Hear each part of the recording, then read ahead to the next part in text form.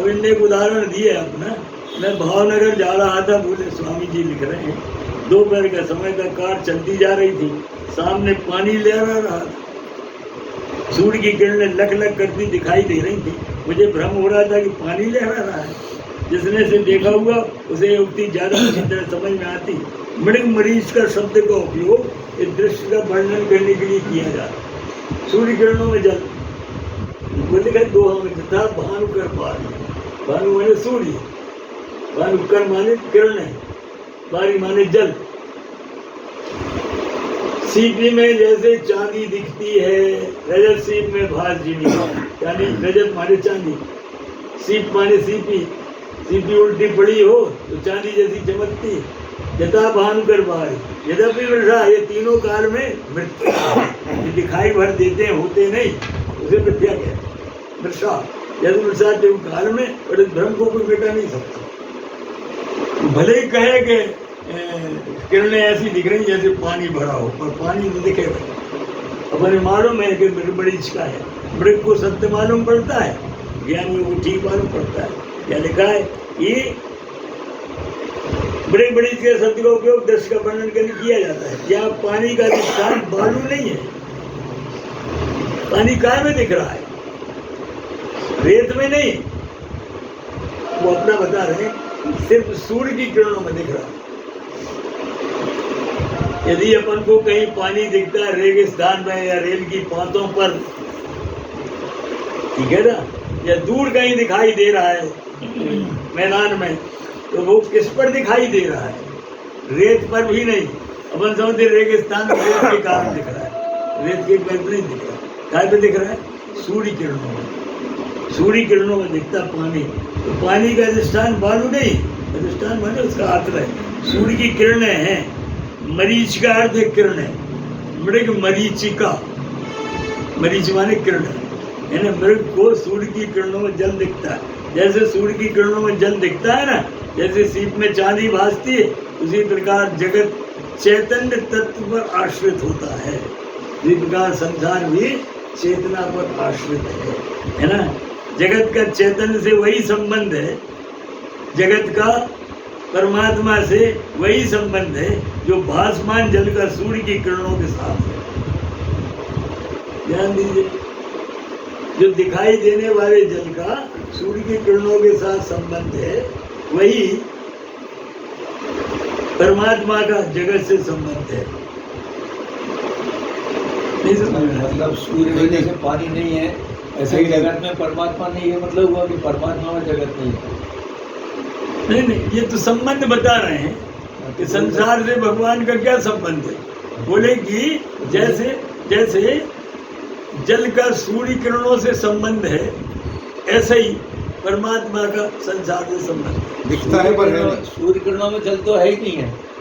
ऐसे ही इसी तरह जगत भी नहीं है, परमात्मा में जगत। हाँ, दिखता है। जिस तरह सूर्य किरणों में जल नहीं है, उसी तरह जगत और परमात्मा का जो संबंध है वो दिखता जरूर है जल की तरह, पर है नहीं। ये है, इसलिए कहा कि सर्व रहत सब उर्पुरवासी। आप सर्व से रहत हैं, सर्व रहत सब उर्पुरवासी। सबके हृदय में भी है। राम बूढ़ी लाइन है, राम ब्रह्म चिन्मय अविनाशी सर्व रहत।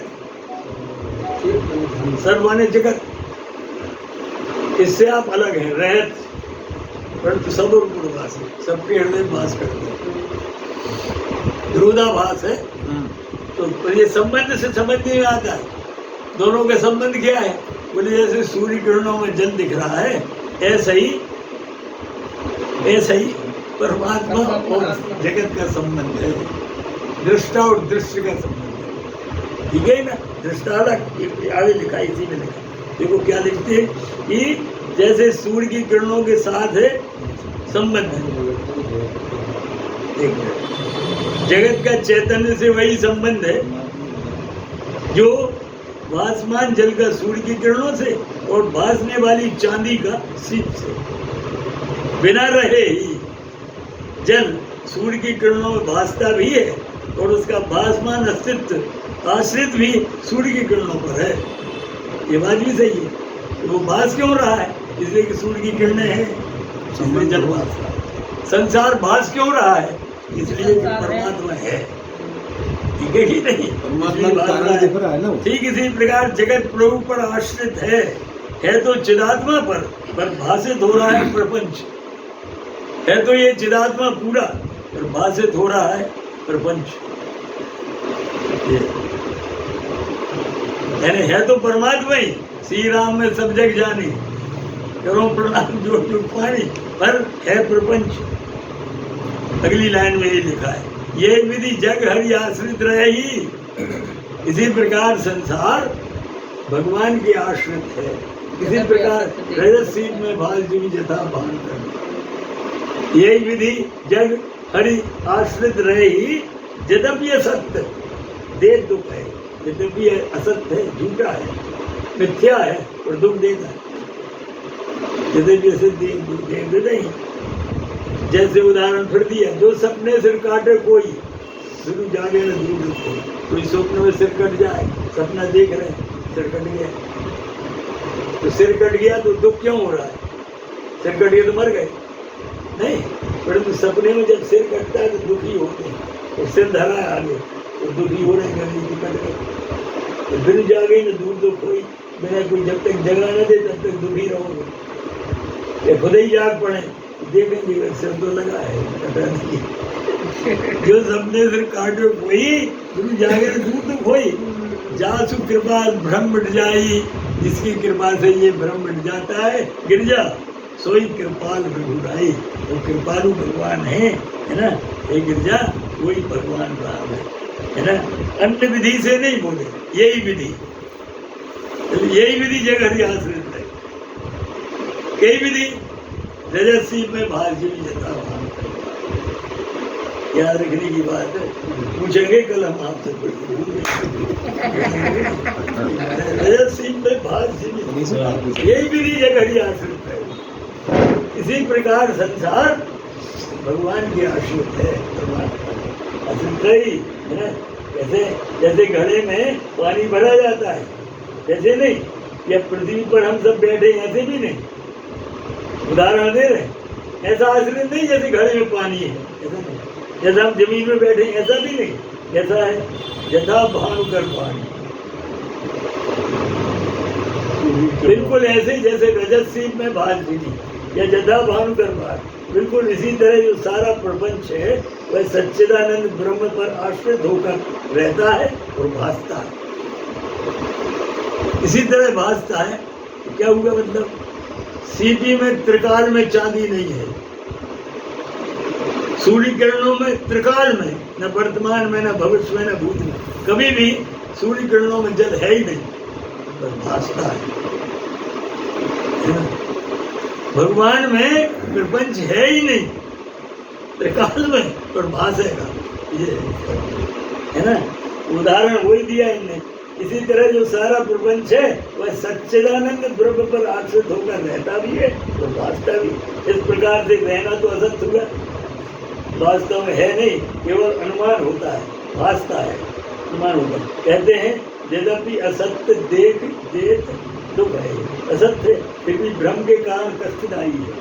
जो भास है वह विद्यमान है, ये नियम गलत।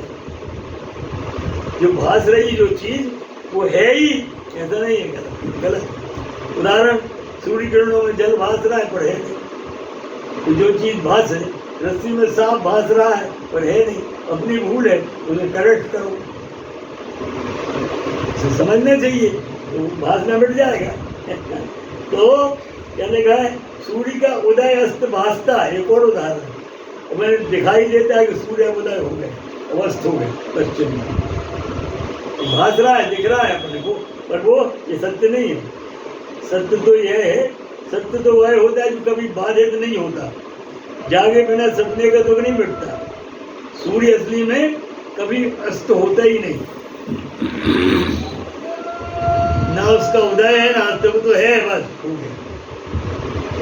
सूर्य का कभी उदय नहीं होता, अपने को भासता है, अस्त भी कभी नहीं होता। सूर्य ने आज तक अंधेरा देखा ही नहीं कभी, सूर्य नारायण ने कभी अंधकार को देखा ही नहीं, अंधेरा होता ही नहीं मांगा। अपन समझते रात हो गई तो शायद सूर्य में भी रात हो गई होगी, नहीं। अपन खैर मालूम होने लगा कि रात अपने यहाँ हो गई है, अमेरिका में दिन हो गया। यानी सूर्य तो है, अब यहाँ न रह के वहाँ है, दिख रहा है। तो सूर्य में भास रहा है कि रात नहीं होती, अंधकार नहीं है कभी। इसीलिए बता रहे हैं कि सपने की तरह है वो। शरणागति की उपाधि से प्रभु कृपालु होते हैं, जो समझ में जाए। और गीता में लिखा है जब प्रभु कृपा करते हैं तो बुद्धि योग देते हैं। तो दो संबंध भगवान भोलेनाथ ने बता दिए। एक यह है कि जगत प्रकाशित है श्री राम के प्रकाश से, नंबर 1। संसार प्रकाशित है राम के प्रकाश से, ठीक है। दूसरा अध्यास और अधिष्ठान का संबंध है। अध्यास और अधिष्ठान यानी अधिष्ठान परमात्मा है और बाकी चीज जो दिखाई दे रहा है वो अध्यास है, ठीक है ना। जैसे अधिष्ठान सीपी है, दिखाई दे रहा है चांदी। अधिष्ठान सूर्य की किरणें हैं, दिखाई दे रहा है जल। ऐसे तो अधिष्ठान और अध्यास का संबंध परमात्मा और संसार में है। भगवान के इस उपदेश को संक्षिप्त बनाकर यदि रखना चाहें अपने हृदय में धारण कर लें तो 4 बातें हैं। नंबर 1, ब्रह्म का निर्गुण सगुण स्वरूप औपाधिक। ब्रह्म का निर्गुण सगुण रूप औपाधिक है। उपाधि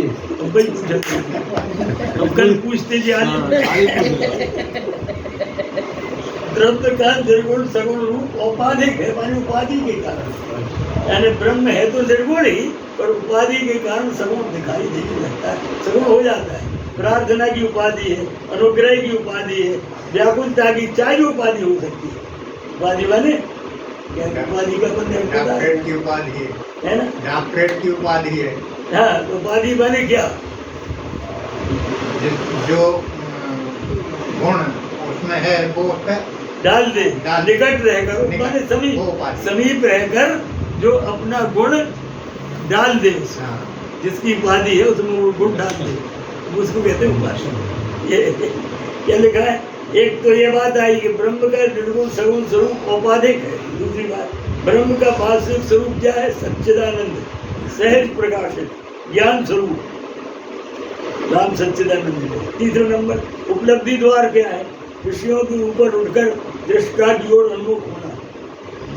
ये बताया सब, उसी का संक्षेपीकरण कर रहे हैं महाराज। लक्ष्य क्या है, परम प्रकाशक और उसके प्रकाश की खोज करना। ये खोज का तरीका क्या है, बोले विषय करण सुरजीव समेता, एक के बाद एक चलते जाओ आगे। ये 4 मुख्य बातें मालिक साहब ने बता दी। मालिक साहब कौन, शंकर जी। तो 5वीं मुख्य बात क्या है, ब्रह्म का जगत के साथ संबंध है, दृष्टादृश्य और अध्यास अधिष्ठान का। भगवान कहते हैं कि सारे प्रपंच का अधिष्ठान तो ब्रह्म है ही, साथ ही सारे व्यवहार का असली हेतु भी वही है, सारे व्यवहार का असली कारण भी परमात्मा ही है, संपादक वही है। किसी ने पूछा कि दृष्टा तो सबसे असंग रहता है। कोई कहे कि दृष्टा और तो असंग है, बिल्कुल अलग। दृष्टा दूर खड़ा है, गवाह है, वो तो अलग है घटना से, वो असंग है, उसे कुछ नहीं लेना देना घटना से, उसे सिर्फ देखा भर है। कोई ने पूछा कि दृष्टा तो साहब असंग रहता है, आप कैसे कह रहे हो कि दृष्टा और दृश्य का संबंध भगवान का और प्रपंच का। बोले इसका कारण क्या है, असंग तो विरोधाभास हो गया। तो बोले भगवान बोले बिनु पद चले सुने बिनु काना, कर बिनु कर्म करे विधि नाना। है क्या आगे, नहीं है, यही है। बिनु पद चले सुने बिनु काना, कर बिनु कर्म करे विधि नाना, आनंद रह सकल रस भोगी, बिनु बाणी भक्ता बड़ जोगी, तन बिनु पड़त नैन बिनु देखा, ग्रही घ्राण बिनु वास शेषा। यह श्वेताश्वतर उपनिषद का शब्द सा अनुवाद है। ये उपनिषद में ये जो बात कही है तो तुलसीदास ने हिंदी में लिख दिया। श्वेताश्वतर उपनिषद का शब्द सा अनुवाद है, उसके पैर नहीं है उनके परमात्मा के, परंतु वह चलता है। कान नहीं है परंतु सुनता है। जब आपके मन से कोई आवाज आती है तो कौन सुनता है, और किस कान से सुनता है।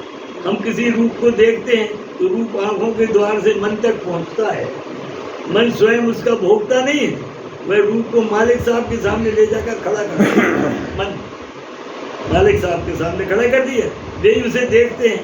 आखिरकार प्रमाण की उपाधि लेकर अविद्यावश प्रमाता कौन बना हुआ है? अपना जीव, वे हैं ही हैं और कोई नहीं है। सारे रसों का अंतिम पर्यवसान, उसकी समाप्ति उसी में होती है। कौन? मालिक साहब को, है ना। जीव के लिए, मन के लिए रस नहीं है, अंततः रस अहम के पास ही जाता है ना। इसलिए अहम के बिना कोई व्यवहार हो नहीं सकता। न जीभ चलेगी, न पैर चलेंगे, कुछ नहीं होगा।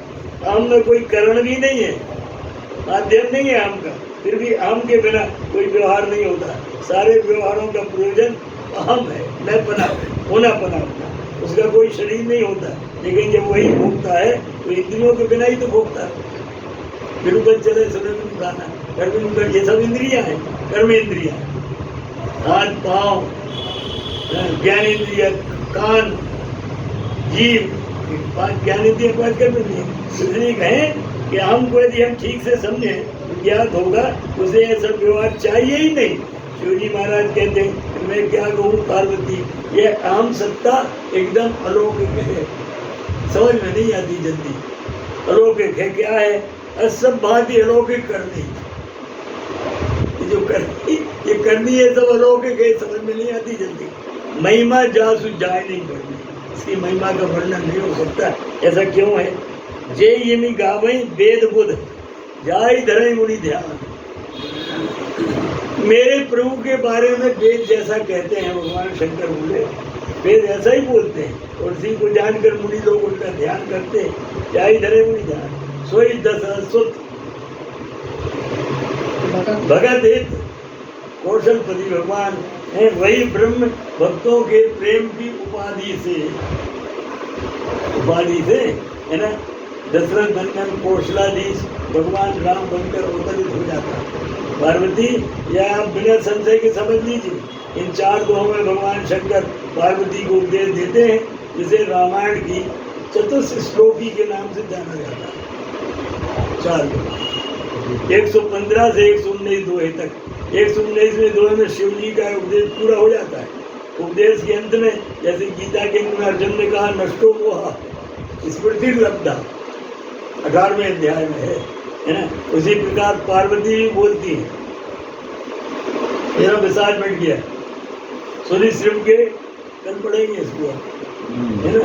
रामचंद्र जी, पार्वती जी ने क्या समझा, वो भी कल दोबारा पढ़ना, आखिरी के जो लाइन है वो भी कल दोबारा पढ़ना पड़ेंगे।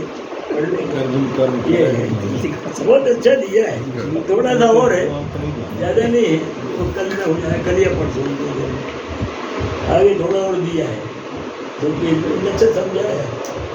ये